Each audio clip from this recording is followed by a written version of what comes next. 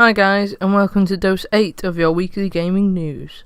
Saints Row developers Volition finally announced the release date from Agents of Mayhem, their new IP with a similar humour to Saints Row but more cartoonish it seems. It will be released on the 15th of August in the US and the 18th in Europe for PS4, Xbox One and PC. We Happy Few, the Xbox One and PC exclusive murder mystery / horror title, is being turned into a movie. It will be a rather creepy premise for a movie as the game is based on a 1960s town being fed drugs to stay compliant.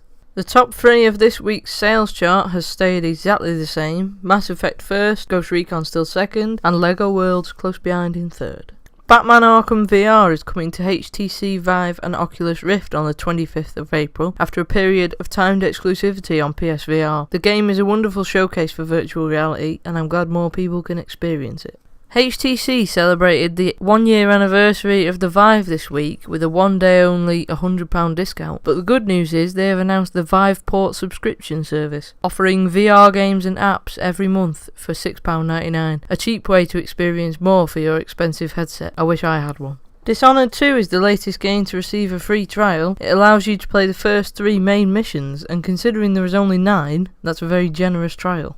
The Jak and Daxter PS2 games are getting the classic treatment for PS4 later this year. It includes number 1, 2, 3 and Jak X Combat Racing. All the games will be 1080p and have trophy support like the other PS2 classics. Mass Effect Andromeda has received the face fixing patch this week, you'll be glad to know. I've already given up on the game as the likes of Horizon and Zelda put it to shame. PlayStation and THQ Nordic have teamed up to create an epic Humble Bundle. You are able to get the Darksiders games, Destroy All Humans games, and the Book of Unwritten Tales 2 for $15. And the bad news is, this is for American accounts only, but it's all for a good cause, so I'm sure Sony won't mind you making a US account. The European PlayStation Store has kicked off their Easter sale this week with a lot of good deals including Battlefield 1, Dishonored 2, Overwatch and Watch Dogs 2 at under £30 each. Plenty of PSVR games are greatly reduced and lots more.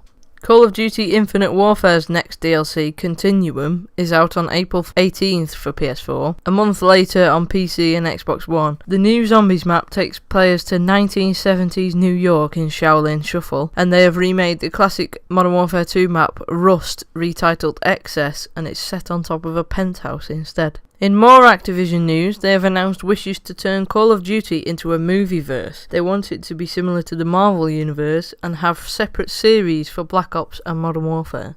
Cars 3 Driven to Win has been announced for PS4, PS3, Xbox One, Xbox 360, Wii U and Switch for release this summer, and it will be set after the third film releasing this year. Marvel has announced their free-to-play title Marvel Heroes Omega is releasing on PS4 and Xbox One this spring. You can play as one of 39 Marvel characters and it will receive a closed beta on both consoles in the near future. Scuf controllers have finally reacted to the new PS4 controllers being released by revamping their Infinity 4 PS controller to a Pro version and releasing the new Impact controller. The shape of the controller is the same as an Xbox 360, but it is a PS4 controller with the sticks in the same place as a DualShock 4. It also has 4 paddles on the back. This is the big story. Microsoft get Digital Foundry to reveal the specs of the new Xbox Scorpio. The difference from PS4 Pro to Scorpio is minimal. However, Microsoft have included a 4K Blu-ray drive and the ability to stream in 4K. You can see the spec difference on screen. From what I can tell about teraflops, the Scorpio has an RX 480 overclocked past its original maximum clock speed, and the PS4 has one clocked just under the maximum. So far, they've only showed Forza in 4K, and car games are the easiest to run in 4K, so I imagine Gran Turismo Sport will be 4K too.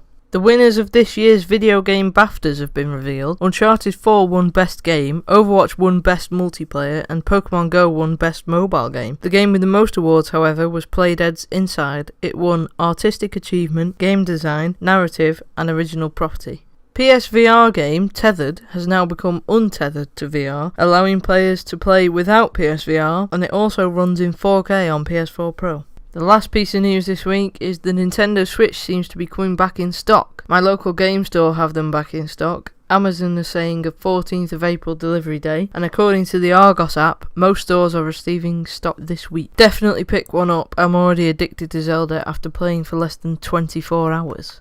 And that's it for your weekly gaming news. Don't forget to subscribe, like and share.